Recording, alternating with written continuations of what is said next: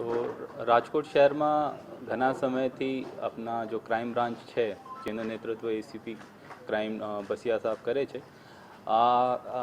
ઘણા બધા જો કોરોનાથી લગતા મુદ્દા છે જે जैसे कि रेमडेसिविरનો फेक इंजेक्शन गनी लो અને कोई दूसरा कोई पैसा लेके अगर कोई तुरंत एडमिशन करा रहा है इस तरीके के जितने भी मुद्दे थे एमा क्राइम ब्रांच ने सारी कामगिरी करेली है અને એના इसी कार्रवाई के अंतर्गत एक और कामगिरी करने में आई है हमारे एसओजी के द्वारा जिसका नेतृत्व पीआई रावल साहब कर रहे हैं और जो टीम थी जिसने पूरी कार्रवाई को अंजाम दिया है वो पीएसआई अंसारी साहब हैं उन्होंने और उनकी टीम ने इस काम को अंजाम दिया है। इसमें एक आयुर्वेद सेंटर था उसमें जो एक्सपायर्ड दवाई थी 2019 से बीच में कोरोना कालना दरमियान आ दवाईનો उपयोग નથી થયા આ કારણથી એમનો પેકેજિંગ બદલીને એની એક્સપાયરી ડેટ બદલીને 2021થી 23 સુધી एक्सपायरी डेट का जो पैकेट था वो उसका पैकेजिंग बदल के एक कौभांड था उसका पर्दाफाश किया है जिसमें टोटल मुद्दा माल जो एक्सपायर्ड दवाई का था 21 लाख से ऊपर का था। इसको कब्जा करने में आया है। इसमें जो फरियादी है ये ब्रजराज कंपनी है जिसका FSSAI का जो सर्टिफिकेशन था वो इस पैकेजिंग में यूज़ हो रहा था। तो इसमें इसी के अंतर्गत फॉर्जरी की कलम 465, 467, 272, 274, 275, 123 और 34 IPC के कलम के अंतर्गत एक गुना दाखिल करने में आया है। इसमें जो मुख्य आरोपी है वो है डॉक्टर परेश डॉक्टर परेश हरीलाल जो जिसने अपना नाम भी गैजेट में बदली ने अपना पोताना नाम આગળ ડૉક્ટર લખેલા છે। આ ડૉક્ટર નથી આ 7વી સુધી બનેલા છે અને એનો નામ કેવી રીતે ડૉક્ટર બદલાવવામાં આવે છે એની ખરાઈ પણ અત્યારે ચાલી રહી છે।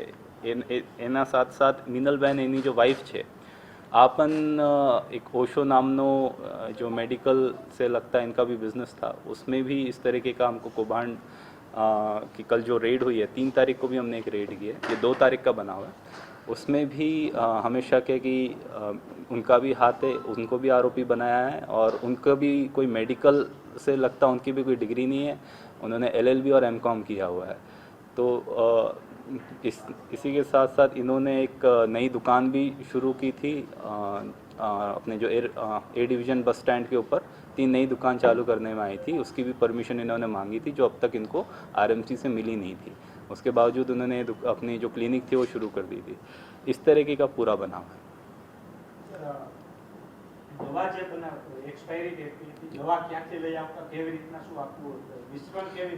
आ तो जूनी है एमना पास પહેલાથી હતી એમના પાસે 2019ની અને જો क्योंकि आ एक्सपायर થઈ ગયેલ હતી तो एक च्यवनप्राशમાં અને એક કોઈ એક કેમિકલ બીજા कौन सा केमिकल હતા सिरप પણ હતા એનો ऐड કરીને मिश्रित કરીને फिर उसको बेचने का काम चल रहा था। च्यवनप्राश में मिक्स कर रहे थे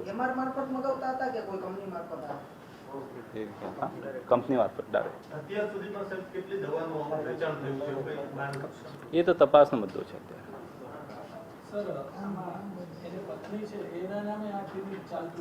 नहीं बीजा बिजनेस है ओशो नामनो।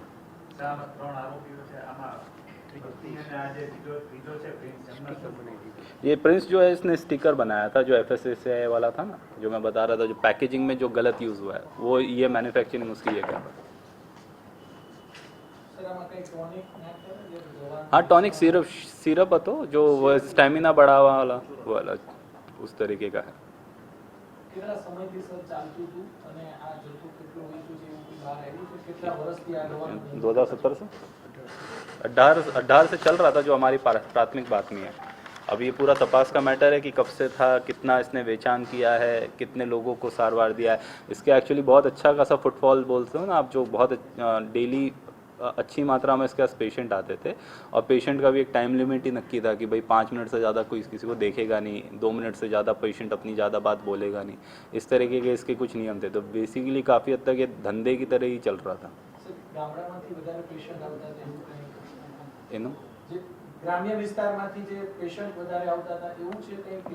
आयुर्वेदा में जो पण माने છે આ આવે છે એમના પાસે। नहीं देखिए, ये तो इसका अलग अलग दवाइयाँ, अलग अलग रोग है, सबकी है। उसमें जो खासकर जो जो सिरप मिला रहे थे वो स्टेमिना वाला था, और च्यवनप्राश जो होता है वो, प्लस अपनी जो चूरन की दवाई वो उसमें मिक्स करके कर। इसमें जो પણ એમને કેટલા વર્ષ સુધી કામ કરે છે कि कितना उसने माल बेचा है, कहाँ कहाँ से मंगाया है, इससे पहले भी कुछ इस तरीके की घटना घटी है कि नहीं। वैसे तो कोरोना के अंतर्गत जो इसका माल कम बिका होगा, इसलिए उसके पास एक्सेस में स्टॉक होगा, उसी को उसने कन्वर्ट करने की कोशिश की है, जितना हमें अभी तक खबर पड़ी।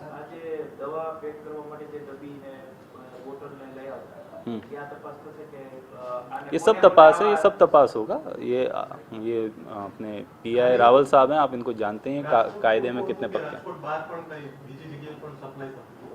ये अभी तक ये सब तपास का मुद्दा है, जैसे जैसे बात आएगी आपके साथ बताई जाएगी। कम 2 दिन ही हुए इस पूरे घटना।